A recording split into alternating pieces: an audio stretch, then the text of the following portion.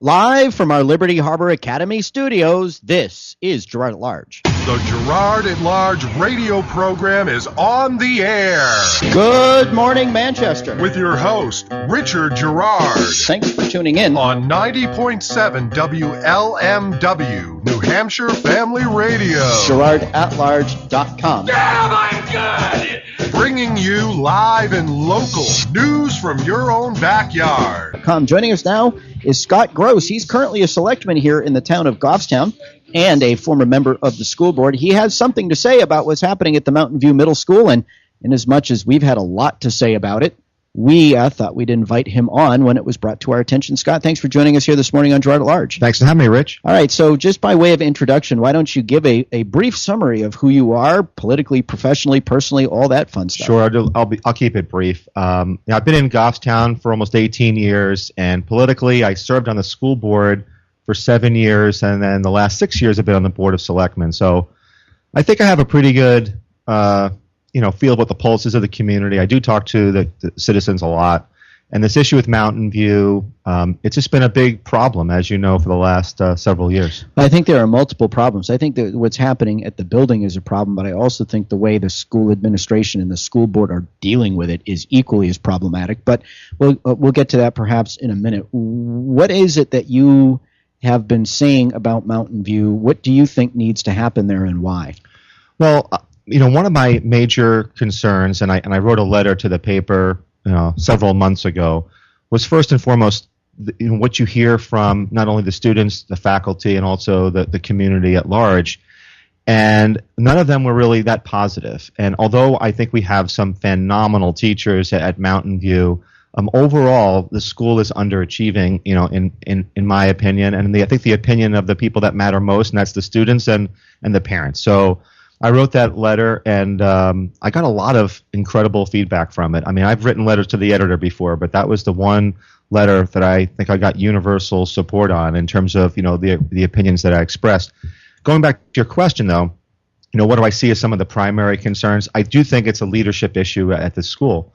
When Mr. Hunt came, he was supposed to be there for a year or two. He was an interim principal, and I think he's been there now 5 or 6 years. He's been there, I believe. I think he's entering either his 7th or his 8th year now. So excuse me for. Well, yeah, I'm only bringing it up because there's a lot of speculation in town that really, I guess there's this thing that happens. Administrators retire from Massachusetts, get a pension, work in New Hampshire for 10 years, get a pension here. And I guess some of our guys do the same thing. And there's a lot of speculation there that for whatever reason, he never meant to be an interim principal. He meant to go after that New Hampshire pension. Yeah, and I want to try to give some background. When I served on the school board, Jim Hunt was hired, and it was my last year. And the way that the process works is I didn't interview Jim, but a subcommittee of the school board did, et cetera. So he was hired. So that's where this is coming from. Your knowledge is firsthand that he was supposed to be there for a year or two. It was my understanding that he was going to be there for a year or two. And at the time, Rose Colby was the principal. She then retired. And he was brought in just to be there for a year or two, and then we're going to get another principal. Why would the district hire someone just for a year or two and then go get somebody else? That didn't make a lot of sense to me as a guy on the ground. Well, back then, again, you're trying to refresh my memory. It was to try to correct some particular issues or problems, kind of like fix this, fix that, move on. Or right, and again, to offer some type of perspective, I think that, first of all, a middle school is always a very challenging school to be in. I mean, elementary schools are one thing, high schools are another, but middle school is a challenging year. But Jim was brought in, I think, to oversee some changes that we wanted to make. Yes, there were some concerns with, adherence to curriculum, leadership issues, et cetera. And I know at the time, we were trying to groom some of our local talent that we had within the district, and I think we did that at the high school.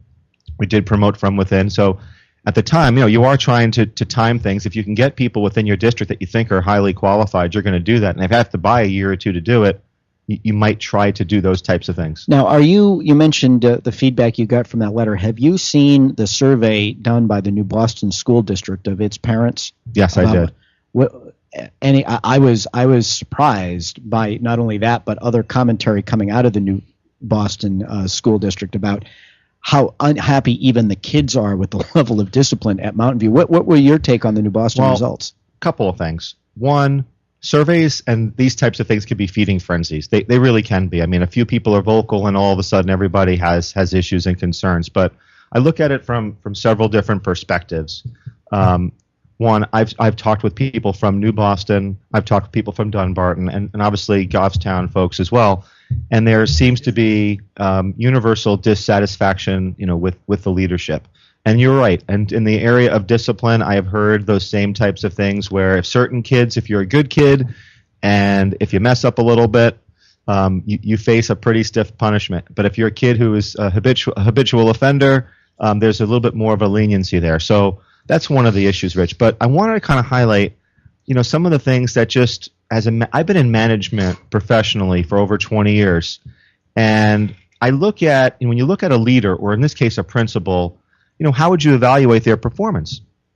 And you take a look at what's their relationship with their staff. That's very important. If you're going to lead people, they have to respect you. They don't always have to like you, but they have to respect you and have to have trust in you. Next is what's the relationship with the community? What's your relationship with students? Then what's the meat and potatoes? What's the results you're getting, your test scores and things of that nature? And honestly, if you take an objective look at all this, I don't think that the current leadership there scores well in any of those areas. So should Jim Hunt, the principal in question, be removed?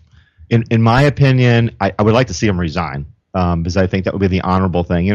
Rich, when I was on the school board, the thing that I always heard year after year, and to a certain degree I bought into it towards the end, was it should be all about the kids.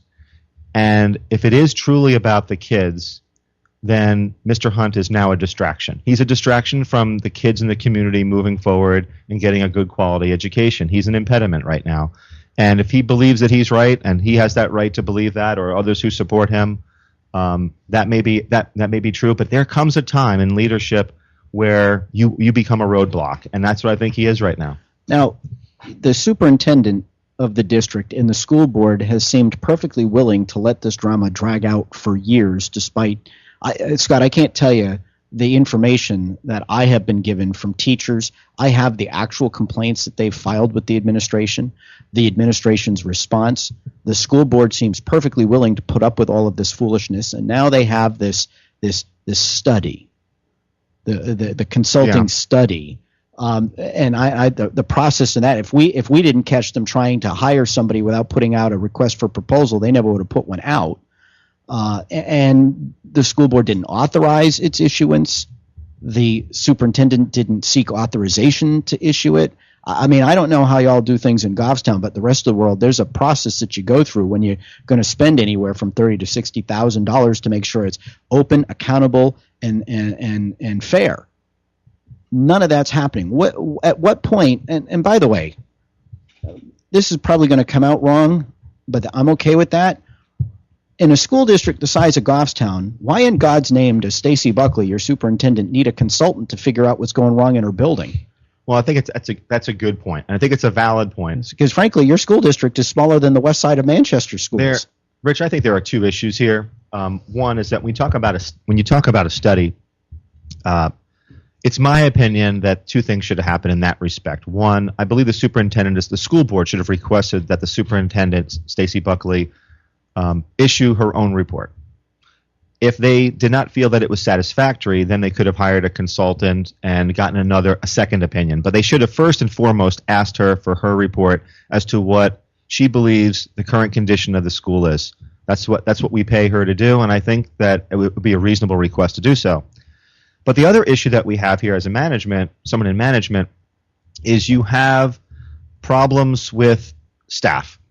And sometimes those things do need independent assessment. If it's a whistleblower action, things of that nature, and if management could be part of the problem, you might need an outside entity. So I'm comfortable with them bringing in a consultant, maybe not for the entire scope of it, but certainly to independently interview and address some of the employee concerns, both current and past employees. I think that is important, and that could and should be done independent of the superintendent. Are you comfortable that Diane McCarthy, the vice chairman of the school board, cast votes on and participated in these consultant discussions, even though her employer was one of the bidders, and that the only vote she abstained from was the one that awarded the contract to West Ed, who was not her employer? Yeah, I don't know all the specifics of what her employment, et cetera, what divisions or whatever that she works in. I'm telling but you, typically, she works for one of the bidders. If you do work for someone, you have to disclose it. She did not disclose it. We actually caught her and reported on it.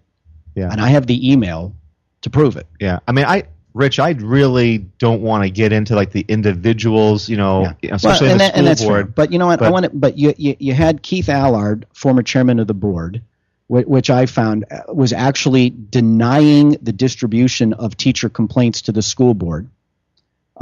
He actually physically took them out of their mailboxes. I have that letter. He admitted it. You have a school board going forward with a process that they never authorized. You had the superintendent personally soliciting bids from potential contractors without a request for proposal. She was forced into issuing a request for proposal, which the school board actually never authorized or approved the issuance of. Then when she came and made her recommendations, she was asked for justification on her recommendations and said she wouldn't do it in public session and never gave them the info. Does your school board at some point have to come into question for the way it's handled this whole situation, basically trying to do it behind the scenes? Well, you obviously have done been a pesky little thorn in their side. You're telling me a lot of things that I've not heard. So you're rattling off a lot of things. So let me respond to some of that. First, you talked about when you spend money. I mean, it depends upon what the school district policy is with respect to what they allow the superintendent to do and or what they allow has to be school board approval. And I just don't know that. I believe the policy is anything over $5,000 has got to go through an RFP. Okay. In the town of Goffstown, it depends upon the department that's involved. But when it is, I mean, certainly you're right. I mean, it is a transparent process, and we post our bids, online, and there are sometimes, admittedly, where the low bid isn't the right one to pursue. Well, and that happened here, where the low bid was not taken. Two of the lower bidders weren't taken. So at this point, Scott, what do you think needs to happen with this study? And I know you've called for Hunt to resign. Should he resign and save the taxpayers the rest of the $35,681 that are going to be spent, or should the school board just say enough is enough and change the leadership there? Or at this point, do they have to wait for the study? One of the things that we don't know, Rich, is it is a management employee type issue, and it is complicated. I don't know all the specifics to it, but should Stacey Buckley's performance in this whole thing be evaluated by the outside consultant? Yes. And that is part of that. That should be part of the process. There's a great deal of skepticism on behalf of many people in the building about this study because of the approach they've adopted. Should there be a double-blind study? Should there be somebody, an outsider, who reports directly to the school board, not to the administration? In that respect, I don't really think so. I think one is good enough, and you have obviously the school board members who should have a pulse on what's going on as well. So I don't think we need 3 or 4 redundant studies. I'm not really an advocate of that, but I think we should have asked the superintendent to do her own report first. Scott Gross, thank you for joining us here this morning on Girard at Large to weigh in on this very important matter affecting not only the town of Goffstown, but the towns of Dunbarton and Boston who send their kids to Mountain View Middle School. WLMW 90.7 FM. It's uplifting and powerful, and it's a good message all around. New Hampshire Family Radio. It's just a good station to listen to. Hi, this is Rich Girard. As you know, our mission here at Girard at Large is to connect local people, places, and things by bringing you news from our own backyard. Did you know that GoffstownToday.com has a similar mission? So when we want to know what's happening in Goffstown, Ware, Dunbarton, or New Boston, we go to GoffstownToday.com. Hi, this is Bill Wynne, publisher at GoffstownToday.com. If it's happening in Goffstown, Ware, Dunbarton, or New Boston, even in Pinardville, you can find out about it on GoffstownToday.com. If we know about it, you should too.